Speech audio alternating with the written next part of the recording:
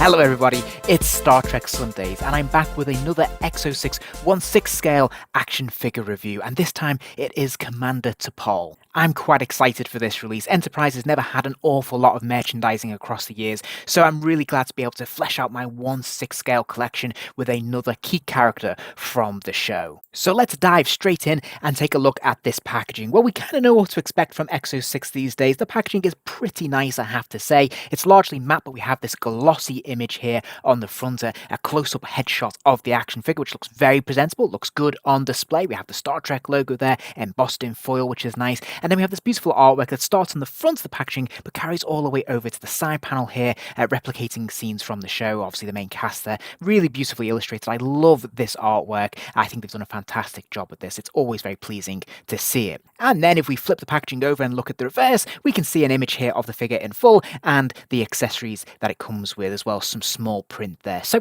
not quite as displayable here, but nevertheless still fairly nicely presented. But of course, this is just the outer sleeve, so we can lift this off, and underneath we see the window display there with the figure and all of its accessories on display. Sadly, there's no other decoration going around the side panels or the reverse of this packaging, so it's pretty bland. It's a shame they don't do something more here in terms of artwork or photos from the show perhaps, but it is what it is.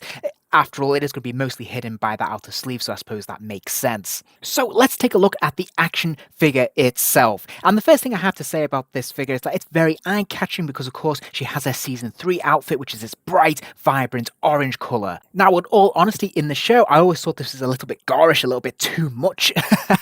However, I think it does work quite well in action figure form. If you know my channel, you'll know my thoughts on this. I like my toys to be bright and colourful. It's just something a bit more toyetic and fun about them. So I think that works well here. And if we start to scrutinise the head sculpt, I think they've done a pretty good job of capturing the likeness of T'Pol as we see her on screen. I think the dimensions are pretty accurate, and the colorization, the skin tone, etc. all looks to be pretty much there, to be honest. Now, it seems ever slightly off in places, but for the most part, I think they've done a very good job here. I think the sculpting is pretty accurate, and as I said, the paint apps are quite nicely applied. There's actually a wash running through the hair there, which is good, as you would hope. There's some gold and tints there that we've seen before on previous Exo-6 figures, which just gives it a little bit more of a lifelike quality, which I think works quite well. And they've caught some of the subtle nuances as well, such as the sort of smoky eyeliner she has underneath her eyes there, which is pretty accurate, which I think looks really good. As ever, the eyes are really very well painted, very glossy, so they look lifelike. They have a slight glint in the eyes when the light catches them, which is great. Something that Exo-6 actually excel at, I have to say, so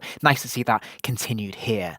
Now, when it comes to the tailoring on the outfit, it is essentially a one-piece body stocking. It is all sewn in. It's incredibly form-fitting, so therefore it's very, very tight, and that does hinder some of the flexibility, some of the articulation, as we'll see a little bit later, but that feels pretty authentic to what we see on screen, actually. There doesn't seem to be an awful lot of room for the actress to breathe. So to be fair, it does seem to be fairly screen accurate. Now, there's not a lot to write home about in this costume because it is fairly simplistic. It is just one tone in terms of the colour, as you can see, and we do have a little bit of detailing here when it comes to the arms in particular. There you can see that obviously that has been sort of stitched in separately with a slightly different material, obviously with a very different pattern, and that's really the only thing that differentiates it. All along the side, whether it's the arms through the waist and down through the leg, it has this design, but other than that, I don't really have much to say here because, well, there's not too many details to draw on. One thing I did notice and want to talk about a little bit is the flesh tone on the hands. I think this is really well done. They've got a really good way of capturing the pigment of the skin. There's a number of different washes over this to kind of get that sort of flesh tone sense, which is fantastic. Where it falls down slightly, though, is actually on the tips of the fingers, because the fingernails there just kind of blend into the rest of the fingertips, and there's no sort of nuance there. Not that T'Pol obviously wore nail polish, but you'd expect those to be a slightly different colour to the rest of the fingers, and it just kind of blends into one homogeneous sort of skin tone, which is, a little bit disappointing. It would have been nice if there'd just been a little bit of subtlety there, but sadly not. The belt is a separate piece. You have to apply this yourself, and it just connects together through a peg hole. I must say, when it does line up, it lines up beautifully, very seamless. I think they've done a really nice job of this, to be fair, much more effective than I thought it would be. And of course, it gives you a little bit of flexibility to move this up and down as you please. So I suppose that adds an extra layer, an extra dimension of texture, which is quite pleasing. Although it is a little bit too loose for my liking. The boots are also slightly incongruous for me in a sense that you can see clearly a difference in colorization between the material of the trouser there and the actual rubber of the boot. Obviously, very similar shade, but a slightly different shade of orange nonetheless, and it is a little bit distracting. Now, I'm not sure how accurate that is to what we see on screen. I don't recall ever seeing a shot of T'Pol's boots, to be fair, so this might be spot on, in which case I'll apologize. But just as a figure on display, it is very noticeable that it's not quite seamless, and it feels as if it should be. So let's take a look at the articulation. She does have a ball joint at the very top of the neck there, allowing her head to rotate all the way around. She can't really wobble it left and right too much, in all honesty, which is a little bit surprising and disappointing, but she can bend her neck and head forwards. Surprisingly, there's a joint there at the bottom of the neck, which is seamlessly hidden beneath the rubber of the neck, which is quite pleasing, but she can't really bend her head backwards very far at all, which again is a little bit disappointing. Now, she does have a ball joint in the shoulder. Of course, that is also a butterfly wing joint, so that will allow the arm to lift up, out, and swing forwards and backwards as well. There's a complementary bicep swivel up there, but it's a little bit difficult to get that really to work because of the tightness of the costume, so you've got to really persevere here. She does have a double joint at the elbow though, so that hand can go all the way back to her head, which is absolutely fantastic, and thankfully the costume does not hinder that articulation at all. Then she has a standard ball joint at the end of the wrist there, so the hand will rotate all the way around, and of course it will also hinge forwards and backwards. And I have to say, one thing that's very successful here is that the material actually goes all the way to her hand, to her wrist there, and you don't get to see any of the jointage at all, which is great. Now, she does have 2 points of articulation in the torso, one at the waist and one at the upper chest area. However, you can get it to kind of move from side to side. It is very much a struggle, though. Likewise, when it comes to leaning her left and right, there is articulation there, but it's almost redundant because of how tight the costume is. Pleasingly, though, she can bend forwards and bend backwards an awful lot, which is surprising given the material and some of the restrictions we're seeing elsewhere.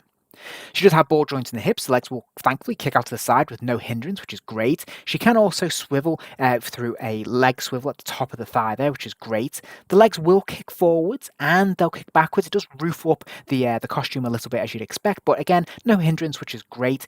Double joint at the knee there, so she can kick her lower leg pretty much all the way back there, which is great. And then she's got an ankle rocker there, allowing the foot to hinge forwards and backwards slightly and rotate from side to side. Moving on to the accessories, I was a little bit disappointed because there's not an awful lot here that's unique or distinct to the character, but she does come with an additional 2 pairs of hands and a Vulcan salute hand, which is pretty cool. She also has her communicator, a tricorder with open and closed options, her phaser, and of course, phaser holster. If we start off by taking a look at the hands, then I have to say the Vulcan salute hand works really well. Obviously, it's something that is distinctive to the character, which is fantastic. Not all characters come with this kind of hand, of course, so this looks great. It's very well executed, the proportions are right, and it immediately strikes a really cool pose to put in your collection that feels a little bit different. The closed fists, on the other hand, I'm less convinced by. I don't really associate the character with really having punch-ups or really clenching her fists. I think there were some exceptions throughout the show, but it's not something I'd really expect of the character. Plus, I don't think it really goes with the neutral expression that we see on the character's face here. It's not really a Vulcan thing, is it? So personally, I don't think this works, and it's not something I'm going to be using when I display my figure. Now, the rubber holster is incredibly lightweight. It feels very rubbery and a little bit flimsy, in all honesty. I mean, it certainly does the job. There's a little bit of detailing on it, but there's no paint washes or anything like that to draw that out. It does clip on quite nicely onto the belt, fairly seamlessly, to be fair. And of course, the phaser just slides in there nice and smoothly with no issues, and it looks pretty good when it's in its place. And speaking of the phaser, this is pretty much identical to the one we got with Captain Archer. I suppose a standard issue. It's nicely sculpted, and there's some decent paint apps on it, and it's kind of a cool accessory, to be fair, so I don't mind having it again here. I was a little bit hesitant at first when I thought to try and get this into a grip, because it's quite a chunky grip there in terms of the handle on this phaser, and her grip is really relatively small and tight, but thankfully the fingers are made of such a rubber that actually really accommodate this quite well without bending or stretching them too far to make you feel like you're ever going to damage the hand, which is great. And I have to say, she holds it brilliantly, and it looks pretty damn good.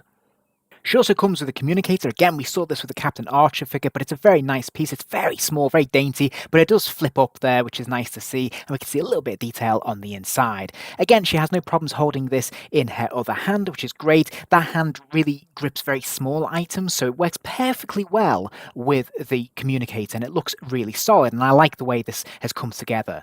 The tricorder, again recycled from the Captain Archer figure, as we know, pulls apart to two different display modes. There's the folded up option, and then there's the extended option with, again, a little bit of detailing there. Now, mine's incredibly loose. My version that came with Archer was really tight fitting and it worked really well. T'Pol's is a little bit loose and not quite as well executed. I don't know if that's just mine or it points to a larger quality control issue. The other thing I'd noticed is that this was much more challenging to get into her grip. As you can see from this hand here, this is a real struggle. It does not easily grip around this very chunky piece here. And I managed to get it to work by gripping the very top, the thinner part of the outer display. But if this was the folded up version, I don't know how it would fit in her grip, at least in this hand. I couldn't see any of the hands that would really naturally apply themselves to this. This is her widest grip, and yeah, it doesn't really work. Now, to be fair, if you persevere, you can get it to fit into a grip like this, and it will stay steady. It's not like it's falling out, but the chances of that happening if you move the figure are quite high, and it doesn't look quite natural. But overall, thanks to the combination of different hands and the various bits and pieces we've seen here, we can create a number of different looks and different poses that are quite striking for this character when we put her on display.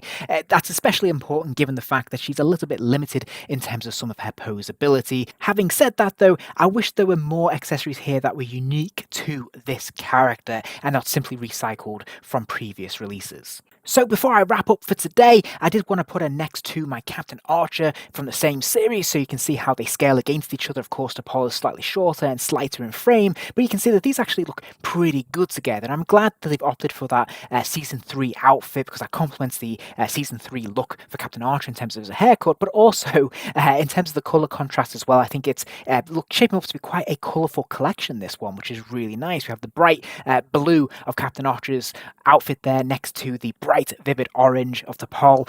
These are quite a striking pair and they're looking pretty cool, and already I feel like we're starting to get a pretty fun collection here for Enterprise, which is quite nice. They look pretty good together. So then, in summary, overall a very nice figure, a nice addition to this collection. The sculpting is pretty good, the tailoring is spot on, and some of the paint apps that we see here and some of the accessories are pretty fun as well. So all in all, a very solid release. However, I will admit to a little bit of disappointment with this figure. Some of that is derived from some of the restrictions that we see in the posability. Not that the articulation isn't there, it's just that we're not able to get all of that out of it because of the tightness of the outfit. And whilst there's a decent amount of accessories, it's just not an awful lot feels unique or bespoke to this figure, since we've had most of these before from Captain Archer. So it's great to have them, but it would have been nice to have a little bit more that was distinct and unique to T'Pol. So there you have it. Overall, a nice addition to the Enterprise lineup, if a little bit underwhelming.